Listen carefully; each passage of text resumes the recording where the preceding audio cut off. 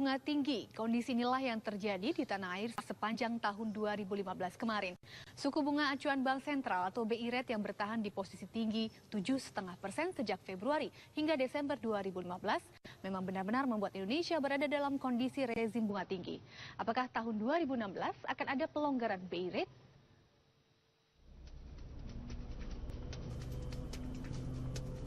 Desakan banyak pihak termasuk Wakil Presiden Yusuf Kala agar Bank Indonesia segera menurunkan suku bunga acuan atau BI Rate demi terjadinya akselerasi ekonomi domestik yang semakin cepat belum juga terlaksana hingga tahun 2015 berakhir. Bank Sentral masih bersikukuh menahan BI Rate di level tinggi. Sejak bulan Februari hingga tahun 2015 berakhir, BI Rate bertahan di level 7,5%.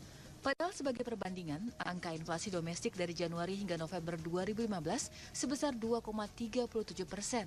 Dan diperkirakan hingga tahun 2015 usai, inflasi tahun kalender tidak lebih dari 3%. Perbedaan jauh antara posisi inflasi dan BI Rate dinilai banyak pihak seharusnya tidak perlu terjadi.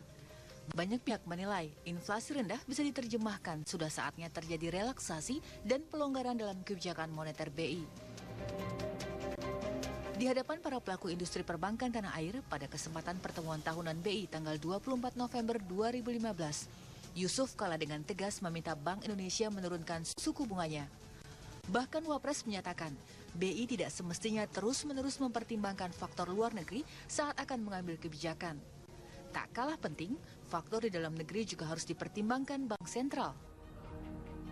Apapun biayanya, pemerintah menurunkan biaya atau bunga UKM kur dari 22% ke 12%. Ini keterlibatan memang, terus terang keterlibatan. Tolong Anda selalu minta maaf. Gubernur Bank Indonesia, Ketua IJK mengontrol seperti ini. Jangan ada ketidakadilan negeri ini. Masa bunga untuk korporasi lebih rendah 10% dibanding dengan UKM. Tidak ada negara di dunia yang menjalankan ini. Tidak ada satu pertumbuhan dimanapun di dunia ini dengan hanya kebijakan moneter.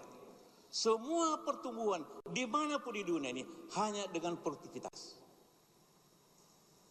Kebijakan moneter mendukung produktivitas, tidak tujuannya produktivitas. Tidak perlu dengan alasan apapun, Fed lah naikkan bunganya, apapun naik bunganya, bukan alasan itu untuk menolong Republik ini. Jangan para penasihat, jangan para analis keuangan hanya tiap hari bicara bunga Fed, apa urusannya bunga Fed di luar negeri ini? Tak hanya Wapres, para bankir juga berharap Bank Indonesia dapat menurunkan BI Rate agar dapat terjadi penurunan bunga kredit. Ya tentu kalau harapan kita kan ada relaksasi ya, jadi itu kan berpengaruh sekali ke ini kita ya, ke bagaimana untuk penyaluran dana kita ke sana. Ya itu yang kita hanya bisa berharap seperti itu. Kalau menjadi lebih baik tentu kita harapkan kita bisa menjadi lebih longgar ya untuk menyalurkan kredit. Gubernur Bank Indonesia Agus Martowardoyo bergeming di tengah gempuran desakan banyak pihak yang terus meminta penurunan suku bunga acuan. Dia tetap pada pendapat bahwa belum saatnya Bank Sentral menurunkan suku bunga acuan. Bank Sentral Amerika Serikat, The Fed, yang menaikkan Fed Fund Rate sehingga dikhawatirkan berdampak pada ekonomi Indonesia menjadi salah satu alasan mengapa Bank Sentral mempertahankan rezim bunga tinggi. Dan juga yang perlu kita waspadai adalah perkembangan normalisasi kebijakan moneter di Amerika.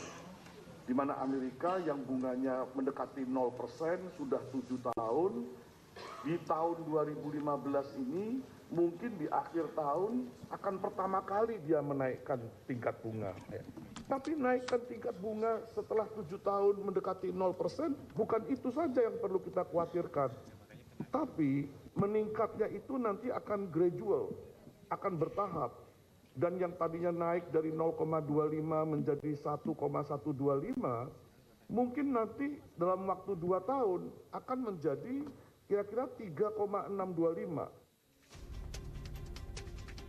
Tahun 2015 sudah berakhir dan kita menjelang tahun 2016 dengan harapan ekonomi Indonesia menjadi lebih baik. Suku bunga pun diharapkan bisa turun agar cita-cita ada perbaikan ekonomi demi kebaikan bersama dapat terwujud. Tim TV One mengabarkan.